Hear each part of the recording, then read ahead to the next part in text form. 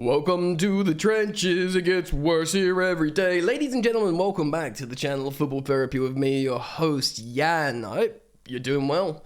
I really do genuinely hope that in these turgent and turbulent times, Chelsea, of course, eliminated from the Champions League. 500 days, or is it 499 days now, minimum, for us being out of the big, beautiful competition.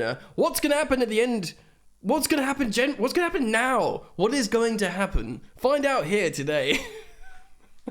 I'll find out here at some point in Football Therapy what happens to Chelsea Football Club.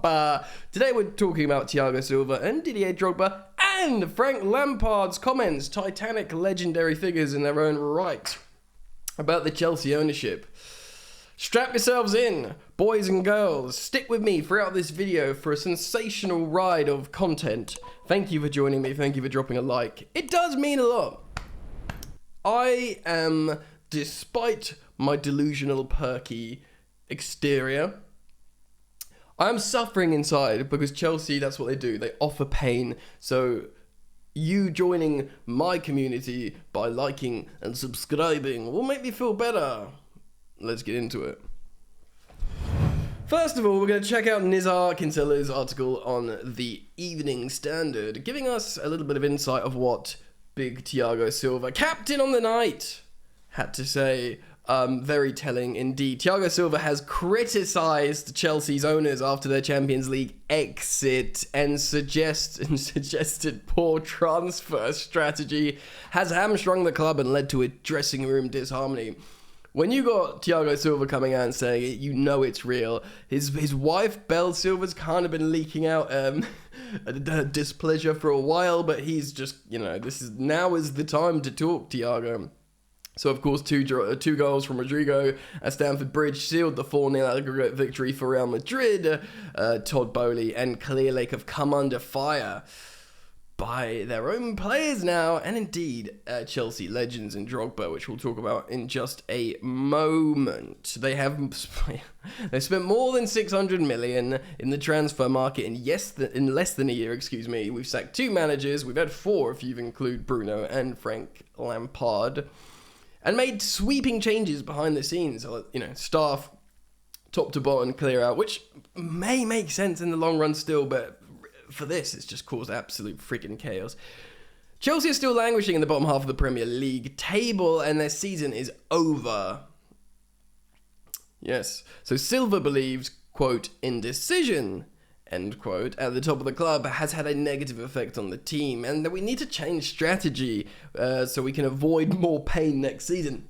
And that's really where we want to be, avoiding pain for next season, because we've had enough pain. You come here to Football Therapy in a safe space in this new studio to just be with other Chelsea fans in pain, and we don't want pain. We want to share joy next season. That's the next step, or go back to the joy. Silva goes on to say this: I think the first step has been made, an incorrect step, but it has been made. We can't be blaming the managers if we don't take responsibility. Yeah, I like that. It's hard period for the club with a lot of indecision. By the way, pause. Lampard was fine yesterday. Yes, you didn't get the sexy new signings, but he set up well. It made sense. We could only play Havertz up front, firstly, in terms of who's registered. Not his fault. And we wanted to press high, and the best 2 players to press behind a forward, and Kai works hard, is Kante and Gallagher. They're kind of similar profiles, and they can play and press in the final third. I think we set up fine. We just don't score goals. But yes, Thiago goes on to talk about this. A change of ownership, which just had to happen. New players arriving, didn't necessarily have to happen. We had to increase the size of the changing room because it didn't fit the size of the squad. Yeah, as we've heard, there was people sitting on the floor. A positive point is that there are amazing players in the squad now. But on the other hand, there's always going to be players that are going to be unhappy. There is always going to be someone upset because not everyone can play. The manager can only pick 11 from a squad of 30-something. That's tough. And it is tough, and we've spoken about it, and it's mental, and it will change. It will get better. But there is positives in there. So Thiago Silva was saying, look, Chelsea will be good. Like, Chelsea have got good players. Well, you're saying Chelsea have got good players. The diamond is there in the rough. You just got to get rid of all the rough, fam. And there's a lot of rough. So he goes on to say, some can't make the squad. We signed 8 in January. We need to stop. Dude is just like, we need to stop. And putting a strategy in place. Otherwise, next season, we could make the same mistakes. Silva also warned there's no guarantee a new manager would change the situation. He says this: everyone talks too much about replacing managers. I think we as players must take responsibility. Hot dog, yes, bro. So whoever this new gaffer is needs to just like go up to him and say, mate. We need Emma Hayes, that clip of Emma Hayes that's just saying like, this is effing Chelsea, you know, get better or get someone else. She's just like, you know, do it. Chelsea will give you everything you need, so do it or don't. He says, we've had 3 managers this season, 4 if you include Bruno, where we failed to win. We've lost today with Lampard. We've failed to win. Everyone is talking about the manager, but we must look at what we've been doing wrong and try and change. It is like a, you know, it's kind of like a culture psychology thing. Yes, that can start with the manager. You know, of course, we need to change the manager. But it is a psychological, almost vibe thing. You know, only a few videos ago, I went into a weird descent and I started talking about fecal matter transplants because I wanted to get the microbiome DNA from the Man City players and put it inside the Chelsea players. And that's probably the most actually, it's pretty invasive. I'm not going back to fecal transplants. He says, it might have been my last Champions League match. That is really sad. And newsflash, it is. I know I'm laughing. This guy's had a fantastic career, man. He's won the Champions League with Chelsea. Bro, you're going to be 40 by the time we'd qualify for the Champions League. And I mean, look, anything's possible with this guy. But yeah, it's really sad, actually, because this like model professional just doesn't play badly. Has been stitched up by a bunch of turds. Though he will never look negatively on his time at Chelsea, I don't think. Because he was cast out by PSG and anything could have happened. And that's why he really loves Frank Lampard, because Frank brought him to Chelsea and he always maintained that positive relationship with him. But, you know, Super Cup, Club World Cup, Champions League, all new trophies for him. Of course, he didn't win the Prem or anything, but he's got loads of league titles anyway, like Football League. Different league, but you know. I only have 1 year left on my contract and my career is reaching its end. It's a very sad day. Bro, this is sad. I'm getting hella sad. But I think we must continue working. You know, you'll always be welcome at Chelsea, Thiago. You are top boy and Capitan. Right. Well, that's incredibly sad. Let's move over and talk about some potentially more negative stuff. An article on the Express talking about Frank Lampard's response to Didier Drogba's comments. Of course, Didier Drogba has been saying he has also criticised the ownership and how the ownership is moving. And he said, like, this sort of semi-iconic line of, like, he doesn't recognise his club anymore, like, his club. These are, like, damning words. And in times where Boehly and Clearlake are struggling PR-wise, I mean, they feel like they're doing all they can in terms of spending, hiring appropriately in their eyes. You know, their stock isn't great right now. And you've got people like Didier Drogba, the club's greatest ever centre-forward, an icon in the game, you know, saying that. It does not look good. Of course, it was posed to Frank Lampard afterwards. Frank Lampard has distanced himself from Drogba's comments after the Chelsea legend suggested he no longer recognises the club. I mean, I'm sure I understand why Frank would distance himself, but you can understand, you know, none of us recognise the club. So a guy that was up front in like Chelsea era, like the glory era, of course he's going to be like, what the ruddy heck is this?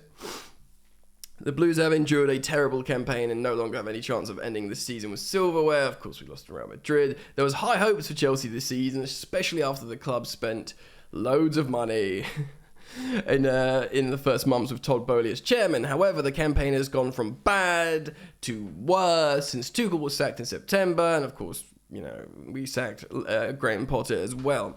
Lampard came in to replace him on a caretaker basis, but it's been a disaster so far. The Englishman has lost each of his 4 games in charge, leading the Blues to their worst run of form since November, wait for it, 1993. I was only 4 years old. So yeah, I remember that. Okay, yeah, let me just finish this quickly. Lampard's former teammate Drogba had his say, suggesting he no longer recognises Chelsea after Boehly's reign to that of Roman Abramovich. The Chelsea boss has tried to distance himself from that in his post-match presser. He says, "There, Didier's comment, sorry." Done. Drogba has offered some support for Lampard after arguing that Boehly had created a squad that was too bloated, hence hard to manage. You could say the same for Tuchel, Potter, and indeed Lampard. He's also suggested the situation would have never have happened under the American's predecessor, Roman Abramovich. He said this to Canal Plus. "I don't recognise my club. It's no longer the same club. There's a new owner and a new vision. Of course, we try and compare it with what happened with in the Abramovich era, where a lot of players were brought in, but the decisions were very intelligent, bringing in players like Petr Cech, Andriy Shevchenko, Herman Crespo, Michael Essien, Didier Drogba, Florent Malouda." And I go on, is he talking about bringing in himself there? Like talking about himself in the third person? You're watching YouTubers like Football Therapy. The strategy is now different. We bet on young players, and that's truly down to probably like data business investment model. But look at Real Madrid. That is full of seniors all over the gaff, and they win. We played better than them for an hour, and they beat us comfortably 2-0. I mean, go and watch my post-match presser if you really want the breakdown on that, but a dressing room of over 30 players is difficult to manage for managers. Similar stuff that Thiago Silva saying. So yeah, Lampard is set to remain until the end of the season. Why would you change him now? Ain't looking good, Brev. Of course, Drogba doesn't work on play for Chelsea anymore, but it doesn't work for Chelsea either, unlike Frank Lampard. And Thiago Silva's got a year left, and he's not going anywhere. So he probably feels comfortable criticising the ownership. I mean, more comfortable than anyone would feel criticising Roman Abramovich, because you'd probably fear for your safety. Todd Boehly, Nick Barley went in the dressing room again yesterday. Wonder what they said. You reckon he called him embarrassing again? Probably not. He said, "Look, well done for your application in the first half, but Jesus, these American owners at like American sports that probably watch the old basketball game, really high scoring, just watch Chelsea and like bought Chelsea and been like, where are the goals?" It makes me think of that first game Todd Boehly attended after he and Clay Lake bought Chelsea, and we had a goal rule off for VAR, and he was like, "What? No goal? Like, where are all my goals, brother? Wait for this season to happen, because there is no goals. There's just no goals. There is no goals. None. Like, there's none. Erling Haaland has more goals than Chelsea. That is sickening. One dude! And like in all competitions and in the league. I believe it's both. We were supposed to be the chosen one! It's like Star Wars scene, like, after signing all these players. Look, soon I'm going to do a video about Romelu Lukaku coming back. So get excited for that. But man, the truth is, in all this, like Thiago Silva said, there is good players. And Frank Lampard did say in his post-match presser, like, Chelsea will be back. And he's talked about the ambitions there. We've got the players. We won't be in Europe next season. We'll have plenty of time on the training ground, but we need to have a manager that benefits from plenty of time on the training ground, because we've had managers that have, like, when Potter had a week, sometimes he played worse than when he had 2 days to prepare. We'll shave the squad down, probably quite a lot. Well, I imagine we'll sell 8 to 10 players from our entire roster, maybe buy a couple. Of course, we've still got Malo Gusto and Christopher and Cuckoo turning up. Freaking heck, what they must be thinking. What must Christopher and Cuckoo be thinking?